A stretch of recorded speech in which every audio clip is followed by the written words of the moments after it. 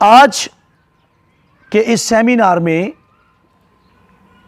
हम खुदा के बड़े वादों के बारे में सीखेंगे और खुदा के जो ग्रेट प्रॉमिसेस हैं उनके बारे में हम बाइबल मुकद्दस में से जानेंगे और देखेंगे। सो रेफरेंस पढ़कर हम अपने सेशन का आगाज करेंगे। पतरस रसूल का दूसरा खत, पहला बाब, चौथी आयत से, बल्कि चौथी ही आयत को हम पढ़ेंगे, एक ही आयत पढ़ेंगे। जिनके बाइस उसने हमसे कीमती और नहायत बड़े वादे किए, ताकि उनके वसीले से तुम उस खराबी से छूटकर जो दुनिया में बुरी ख्वाहिश के सबब से है, ज़ाते इलाही में शरीक हो जाओ। आज का उन्वान खालिस्तन इल्मे इलाही से रिलेटेड नहीं है, तो भी इल्मे इलाही के एंगल से भी हम आज के इस टॉपिक को देखेंगे। खुदा के बड़े वादे, ग्रेट प्रॉमिसेस, अजीम वादे, सच्चे वादे, नहायत बड़े वादे। और रसूल कहता है खुदा ने हमसे नहायत बड़े वादे किए, हमसे कीमती वादे किए। तो यहां पर हमें वादों का मकसद नजर आता है। तो सबसे पहली बात, खुदा के वादे बामकसद होते हैं। खुदा बिला वजह ऐसे ही कोई काम नहीं करता। खुदा के सारे काम हिकमत से भरे हैं। खुदा के वादों में मकसद नजर आता है और लिखा है ताकि हम उस खराबी से छूटकर जो दुनिया में बुरी ख्वाहिश के सबब से है, ज़ाते इलाही में शरीक हो जाएं। ये खुदा के वादों का मकसद है, हमें छुड़ाए और जलाल में ज़ाते इलाही में शरीक करे। यहां कीमती लफ्ज़ आया है जिसके लिए यूनानी लफ्ज़ है टीमिया। क्या लफ्ज़ है जी? टीमिया, TIMIA, टीमिया, जिसका मतलब है कीमत में बहुत ज्यादा होना, बहुत काबिल कदर, बहुत वैल्यू। और यह लफ्ज़ खुदा के वादों के लिए इस्तेमाल हुआ है और यह सिर्फ 14 बार यह लफ्ज़ नए अहदनामा में आया है। और ये कीमती पत्थरों, सोने और चांदी, हीरे जवाहरात और दीगर कीमती धातुओं के लिए इस्तेमाल होता है। इसका मतलब क्या हुआ? जैसे दुनियादारों के लिए हीरे कीमती हैं, जैसे दुनियादारों के लिए सोना कीमती है, चांदी कीमती है, उसी तरह खुदा के लोगों के लिए खुदा के वादे कीमती हैं। खुदा के लोग खुदा के वादों को दौलत जानते हैं। खुदा के लोग खुदा के वादों को असासा समझते हैं। हमारी जमा पूंजी, हमारी दौलत, हमारा सरमाया खुदा के अजीम और बड़े वादे हैं। 14 में से 3 बार यह लफ्ज यस्सु के खून के कीमती होने के लिए, एक बार कीमती ईमान के लिए यानी ईमान के कीमती होने के लिए दूसरी बार, और तीसरी बार वादों के कीमती होने के लिए आया है। 14 में से लफ्ज टिमिया 3 बार रूहानी चीजों के लिए, खून कीमती, ईमान कीमती और वादे कीमती, और बाकी 11 बार ये दौलत के लिए, चांदी के लिए, सोने के लिए, पत्थरों के लिए, इन चीज़ों के लिए जिनको दुनिया बड़ी कदर की निगाह से देखती है, उनके लिए इस्तेमाल हुआ है। सो हमने खुदा के वादों को अपने मसाइल का हल यहाँ तक तो समझा, पर अपनी मिरास, अपनी दौलत, अपना सरमाया, अपनी जमा पूंजी, अपना सब कुछ हमने नहीं समझा। तो रसूल कहता है खुदा ने, उसने हमसे कीमती और नहायत बड़े, ये नहायत बड़े, ये कहने वाला कोई बशर नहीं है। इंसान अगर खुदा के वादों को नहायत बड़े वादे कहेगा तो वो अपनी सलाहियत, अपनी हदूद, अपनी काबिलियत और जो कुछ वो है उसके मुताबिक ही उनको बड़ा कहेगा। मेरी बात को समझिए, अगर आप बच्चे से पूछे खुदा कितना बड़ा है, तो अपने बाजुओं के साइज के मुताबिक इन्हें को बाजू खोल के आखेगा एडा बड़ा है। किसी और को पूछेंगे, जितनी सलाहियत होगी, जितना साइज, कद, हजम होगा, उतना ही आप समझ सकते हैं। लेकिन यहां किसी इंसान ने खुदा के वादों को बड़े वादे नहीं कहा, ये रूहुल कुद्स ने लिखवाया। और रूहुल कुद्स आप जानते हैं खुदा का पाक रूह खुदा है। जब ये रूहुल कुद्स कह रहा है कि जो वादे हमसे किए गए हैं वो कीमती भी है और नहायत बड़े, तो रूहुल कुद्स अपनी लामहदूदियत के मुताबिक बात कर रहा है। खुदा ने लिखवा रहा है रसूल से, पतरस कहने वाला है, लेकिन पीछे फोर्स क्या है जी? खुदा का पाक रूह, जिसकी तहरीक से वो लिख रहा है खुदा ने हमसे कीमती और नहायत बड़े वादे किए। इस तरफ भी आगे बैठा सकते हैं भाई तिमर, इधर भी आगे बैठा दे, जल्दी से आ जाए बेटा, जल्दी से आ जाए।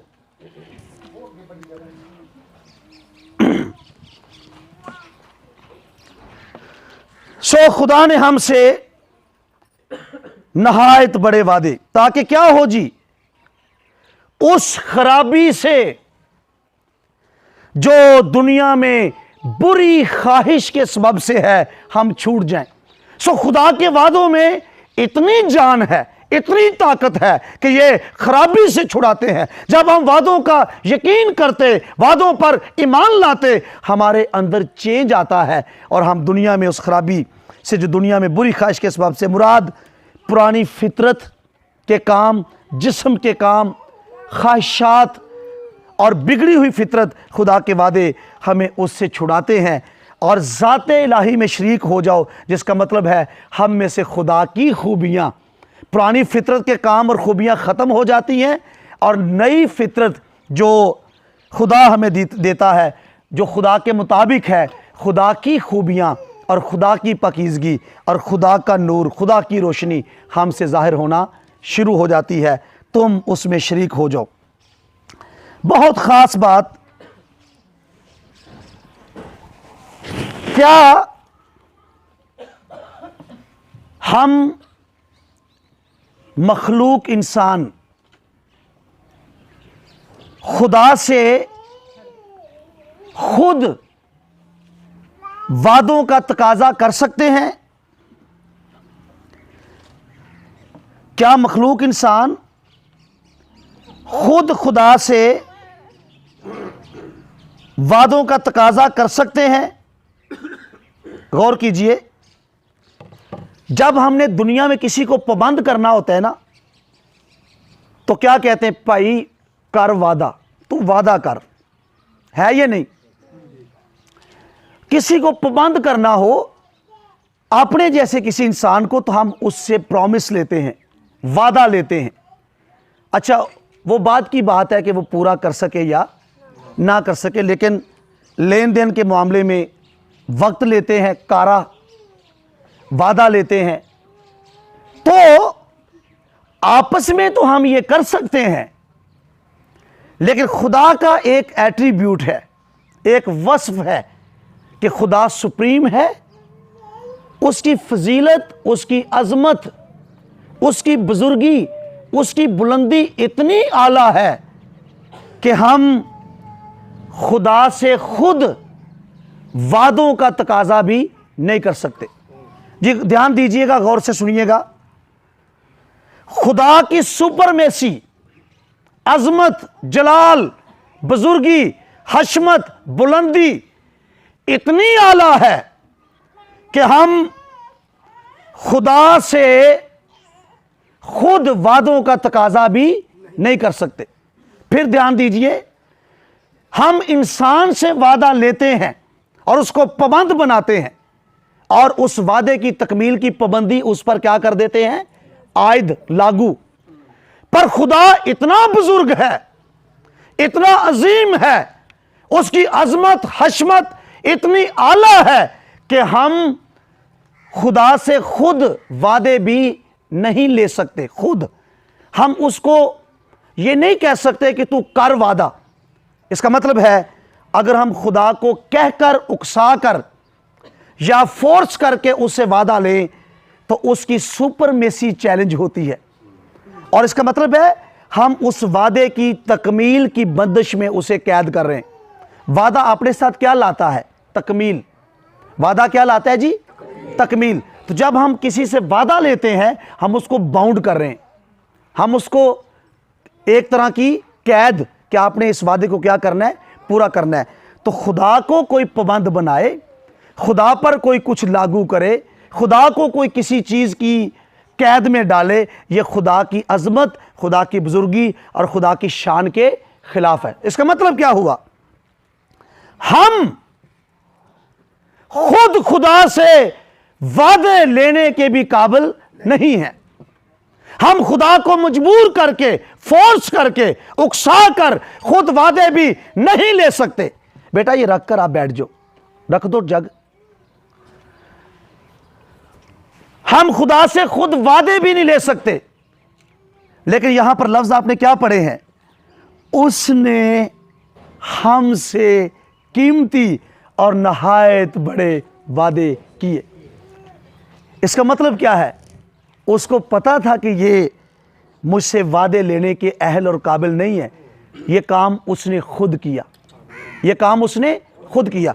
सो खुदा की अजीम मोहब्बत, आजाद खुदा, आजाद मर्जी रखने वाला खुदा, अजमत, हशमत और जलाल में सबसे आला खुदा हमारी मोहब्बत में हमसे वादे करता और वादे की तकमील को अपने ऊपर क्या कर लेता है, लागू कर लेता है।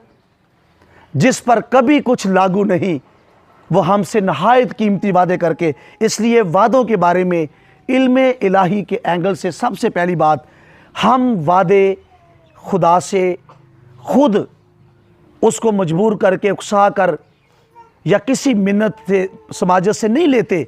वो अपनी आज़ाद मर्जी और खुशी से हमसे खुद क्या करता है, वादे करता है। उसने हमसे कीमती और नहायत बड़े वादे किए, ये उसने किया है। सो दो डेफिनेशंस पेश करने के बाद हम आगे बढ़ेंगे। W.E. वाइन एक स्कॉलर है, वो कहता है वादा फजल की राह से मिलने वाला तोहफा है। हालेलुया। गिफ्ट मिले ना तो फिर क्या होता है जी, बड़ी खुशी होती है। सो वादा, मैंने शुरू में कहा हमने वादों को दौलत, मिरास, सरमाया, अपनी जमा पूंजी, असासा हमने नहीं समझा। सिर्फ वादों को हमने इस्तेमाल किया वक्ती ज़रूरतें पूरी करने के लिए। बड़ा याद करते हैं हम वादों को जब हमें ज़रूरत पड़ती है। तूने वादा किया है मैं छुड़ाऊंगा, तूने वादा किया है मैं माल पानी दूंगा, तूने वादा किया है मैं बचाऊंगा। लेकिन कौन है जो खुदा के वादों को दौलत समझता है, सरमाया समझता है, और जो अपने आप को दुनिया में कंगाल नहीं समझता, क्योंकि उसके पास खुदा के वादे हैं। सो वादा फजल की राह से बतौर तोहफा अता होने वाली, मुयस्सर आने वाली चीज का नाम है। और अगली बात क्या वो कहता है, ये निगोशिएशन, बारगेनिंग का नतीजा नहीं है। हम इंसानों से बार्गेन करते हैं, हम इंसानों से ऊपर नीचे मामलात करके तय करते हैं। सो खुदा के वादे फजल की राह से मिलने वाला तोहफा है। यानी हमारा कोई एफर्ट नहीं है, हमारी कोशिश का नतीजा नहीं, हमने समझौता करके, लेन देन करके, बार्गेन करके, निगोशिएशन करके ये वादे हासिल नहीं किए। बार्गेनिंग में क्या होता है, कुछ मनाई जाती है और कुछ मानी जाती है। ये रेट नहीं, मैं ये दूंगा, अच्छा चलो यार ये नहीं, ये दे देना, बातचीत करके मामला को तय किया जाता है। तो W.E. वाइन इनकी डेफिनेशन बताता है, ये हमने बारगेनिंग के तहत हासिल नहीं किए, एफर्ट करके, मनाकर, उकसाकर, ये खुदा के फजल के सबब से है। उसने जो बुलंदों वाला है हमसे खुद कीमती और नहायत बड़े वादे किए। सो वादे फजल की राह से मिलने वाला तोहफा है।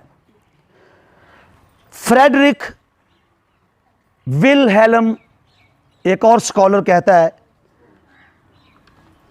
खुदा के वादे ऐसे अमली फ्राइज हैं जो खुद वो अपने ऊपर लागू कर लेता है। गौर से सुनिए,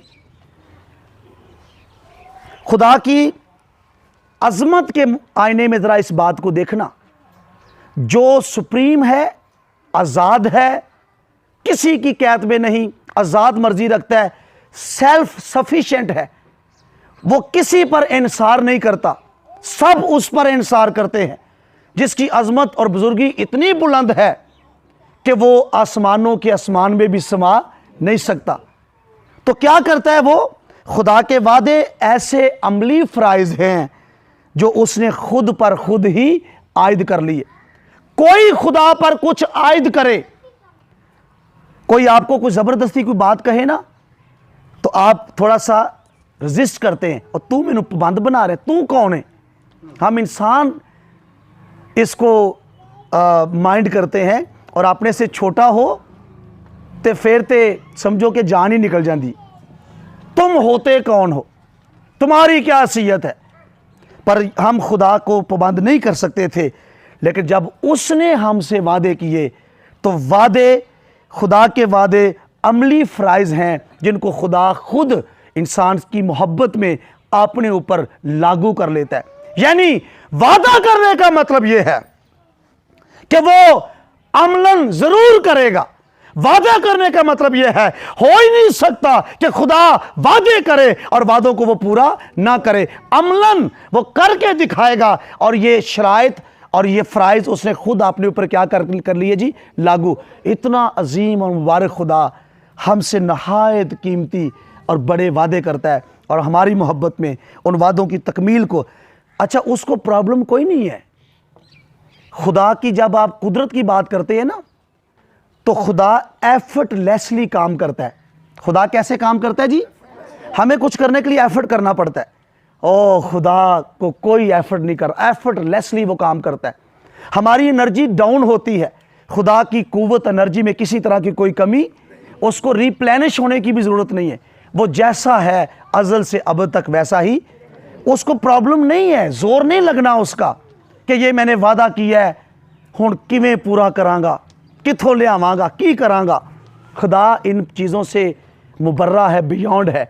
लेकिन खुदा की सुपरमेसी के अंदाज से देखेंगे तो आपको पता चलेगा, कोई इंसान खुदा को वादों की पाबंदी में मुक़य्यद नहीं कर सकता, पर वो खुद हमसे वादे करके अमली फ़राइज़ अपने ऊपर आयद करता है। ऐसा मुबारक और अजीम खुदा कौन है, किसका है।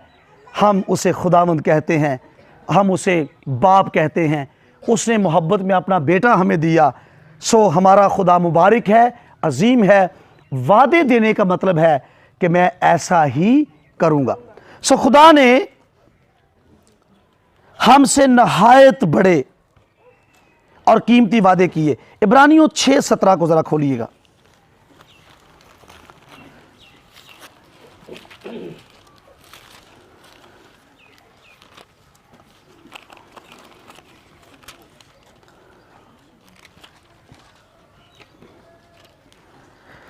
इब्रानियों 6:17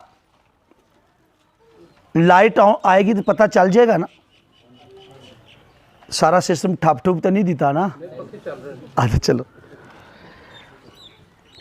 इब्रानियों 6:17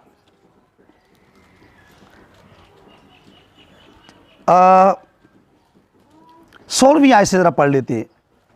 आदमी तो अपने से बड़े की कसम खाया करते हैं और उनके हर किजिया का आखिरी सबूत कसम से होता है। इसलिए गौर से सुनिए, जब खुदा ने चाहा कि वादा के वारिसों पर और भी साफ तौर से जाहिर करे कि मेरा इरादा बदल, तो कसम को दरमियान में लाया ताकि दो बेतब्दील चीजों के बाइस, जिनके बारे में खुदा का झूठ बोलना मुमकिन नहीं, हमारी पुख्ता तौर से दिल जमई हो जाए, जो पनाह लेने को इसलिए दौड़े हैं कि उस उम्मीद को जो सामने रखी हुई है कब्जा में लाएं। खुदा ने क्या किया? जो गौर से ध्यान दीजिएगा, ये बातें शायद कुछ बातें सबके लिए इतनी ज़्यादा अट्रैक्टिव ना हों, बाइबल के तालिब इल्मों के लिए तो होंगी, लेकिन अगले सेशन में हम इसको इंजीली अंदाज से भी देखेंगे, खुशखबरी के अंदाज से भी देखेंगे। हमारे पास 2 अहदनामे हैं, पुराना अहदनामा और नया अहदनामा। पुराने अहद के लिए, अहद बांधने के लिए जो, या अहदनामे की जो टर्म है, वो इस अमल के लिए कारत ब्रीथ या ब्रीथ, यानी अहद बांधना या अहद काटना। पुराना अहद ऐसा अहद है जो एक जबरदस्त फ्रीक, कमजोर फ्रीक पर लागू करता है, डाया ठेके ग्रीक में। ऐसा अहद जो एक सुप्रीम और जबरदस्त फ्रीक, कमजोर फ्रीक पर क्या करता है जी? लागू करता है। और देखिए एग्रीमेंट कितने लोगों के दरमियान होता है? 2, मुआहदा 2 लोगों के दरमियान। सो ये मैं वादे से हटकर मुआहदे की अभी बात कर रहा हूं। तो एग्रीमेंट 2 लोगों के दरमियान। अब पुराना अहद एक खुदा है और एक इंसान है, 2 के दरमियान एग्रीमेंट हो गया। खुदा जबरदस्त फ्रीक, इंसान कमजोर फ्रीक। तो उसने क्या किया? कमजोर इतना कमजोर है कि वो पूछ भी नहीं सकता कि मेरे ऊपर तो ये फ्राइज हैं, तेरे ऊपर क्या, मेरे लिए ये शराइत और इस मुआहदे में तेरे ऊपर क्या शराइत हैं। लेकिन खुदा जबरदस्त फ्रीक क्या करता है? कमजोर फ्रीक इंसान को मुतमिन करने के लिए खुद अपने ऊपर फ्राइज को लागू करता है। वो पूछने के काबिल भी नहीं है। इंसान खाक है, इंसान है क्या? खाक है, तो भी तो उसका क्या रखता है जी? ख्याल रखता है।